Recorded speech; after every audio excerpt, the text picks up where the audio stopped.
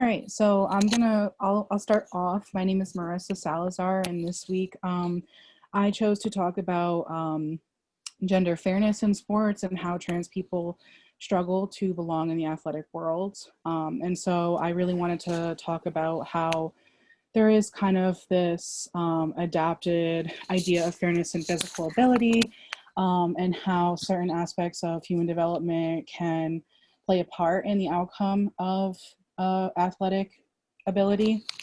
Um, and so it's pretty common to understand that like men tend to have more muscles than women, which generally makes them stronger. We know that this isn't the case for every every male and female identifying person. But with the trans community, we've seen a lot of misunderstanding of representation in sports based on the gender binary. So I kind of wanted to talk about how this is really actually affecting large majority of trans people. And I chose to, there's actually this really heated debate on Good Morning Britain that I found from a couple of years ago. Pierce Morgan is in it, and but it really features this sociologist that I found really interesting. His name is Dr. Alice Cashmore, and he really wanted to discuss how trans athletes need to be represented in the sports world, because the argument that like a male person might transition to female just to get a gain in this in a sport is so unlikely, because of the following of professional athletes. You wouldn't, say I'm a woman and then go throughout your entire career, and then finish your career at like 35, and then all of a sudden be like, nope, actually I'm a man again. That's just not likely in society. It's not something that we see often in human behavior. So there's a lot of arguments for and against trans people in gender binary roles in athletes, in athletic sports. But I really truly was interested in kind of understanding the arguments of both sides, but also understanding the effects that it has on the trans community. I started my education in psychology to better serve the trans community. So I firmly feel like sports has a role in all aspects of the LGBTQ community. Hi, my name is Ryan. I'm going to be discussing the dynamic when sports include both men and women competing against each other, and more specifically, like who loses, quote unquote, if women do compete with men. And the reason why that we see a lot of segregation in the realm of sports when it comes to men and women is not so much to protect women from being beaten by like men in sports, but it's more to actually protect the egos of boys and men, because the way the dynamic works based on the binary hierarchy is that men are stereotypically like said to be better at sports than women. So if a woman loses, then it's basically like a no loss situation, because that is like what is quote unquote expected. However, if a man loses, then it's like considered emasculating, and it hurts his ego, which is why there is that segregation. It's not to say that this is right, but it's just the common justification used, regardless of if a female is much more skillful at any particular sport than the man is. It's just to protect the egos of the men that are competing. Though like it may not be that there are like more like just as many women that are good at a certain sport as men, there are definitely still plenty of women that can compete at the same level as men can for in a wide variety of sports like golf, basketball, wrestling. We see it in multiple different areas of the sports realm. It's just in order to like protect the egos of men, there is that common that is the common justification. I'm all set. Yeah, I find that really interesting, and I also kind of related it to trans representation in sports as well, because there's like there's a lot of heat with trans women competing against biological women. And I kind of also relayed that like idea of masculinity affecting the like even female um, games. Like there are a lot of women that like to be held very highly in their sport, and so they're feeling very threatened by masculinity being represented in just physique in general. So yeah, Mhm. I'm really interested in that topic. All right, so Marissa and Ryan, I loved your topics and I loved like how you discussed it. First of all, Marissa, I absolutely love your shirt. Um, and Thank secondly, you. problem. And secondly, like what you said about, people transitioning just for the sport. I mean, that's literally the most ludicrous thing I've ever heard.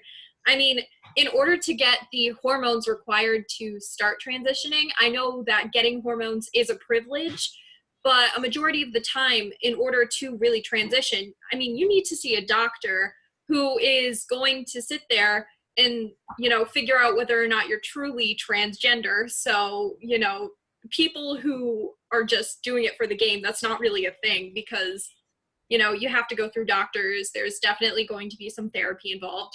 It's just not, that process is long and hard for many people who want to transition.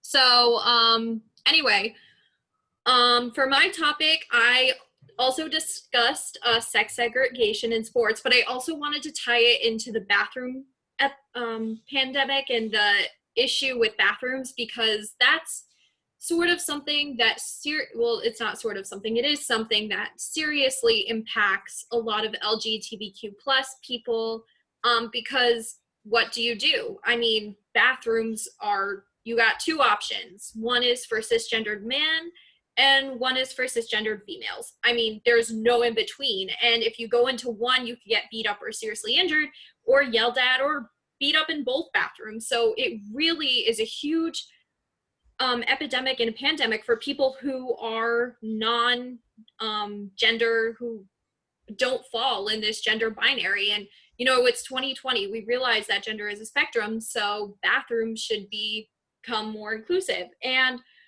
I went on the transequality.org website, and they specifically say that just having a gender neutral restroom is not the answer, because it's still segregating them from using like the bathroom. I mean, why do we separate bathrooms between men and women? It really doesn't make any sense.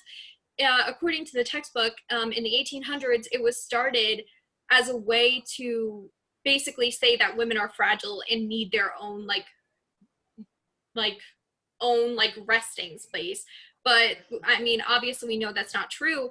And I hear the wrong argument a lot of the time, that people are saying that, oh, men are going to sexually assault women in the bathroom, but that just doesn't happen. I mean, the crime statistics just don't show that. If someone is going to sexually assault someone, they're going to sexually assault someone no matter what room they're in. So sharing a bathroom really doesn't impact that. So I tied the whole bathroom issue into sports, saying basically that there's no reason for men and women to have different sports. It should be based on caliber and ability to play the sport, and not based on, this odd argument that women are biologically less able when they aren't. So yeah, that's basically what I talked about. I also compared it to phrenology, how it's a pseudoscience, and I basically said that, saying that women can't play sports with men is basically a pseudoscience if you're going to base that off of biology. And yeah, I just included lots of pictures, and my favorite picture that I included is a little kind of tree that says, do you think trans people should use their gender's restroom? And then it says yes or no, and then you could go down the arguments. So yeah, that's my wiki.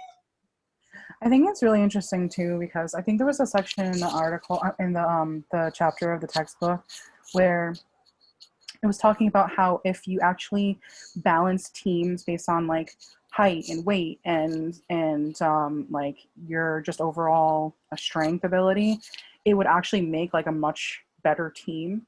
So like if you were to include both women and men in team sports like football for say, like it would make it a lot safer and more and it just even more fair all across the board.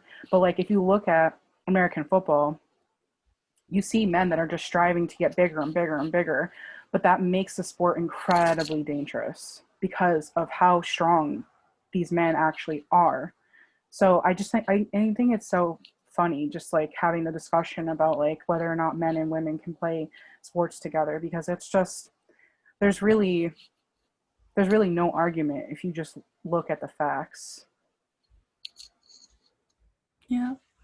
So for my name is Amanda Torres, and for my wiki, I'll be talking about how the institutions are trying to change and where the change is going. So as we know, institutions are difficult to avoid and even harder to change. They're so hard to change because they're basically the rules and regulations of how to run a society. And gender has been ingrained into these institutions as well. For example, like Joaquina brought up the restrooms and how restrooms were created for women because they needed places to rest in times of work, and because men didn't believe that they could hold up to their strength and ability to work a full day. So even today, these changes continue as people try to incorporate gender neutral bathrooms into public spaces. But of course, there is pushback. But over time, progress has been made in certain institutions. For example, one kind of off topic, but also pretty relevant, the government. Since the 1800s, more women have been chosen for presidential and vice presidential candidate options. And this is the same institution that didn't even include women, the word woman, in their own rules and regulations. So, in conclusion, gender is ingrained in these institutions, but rules can be adjusted to make sense for the whole of the population. And that's all.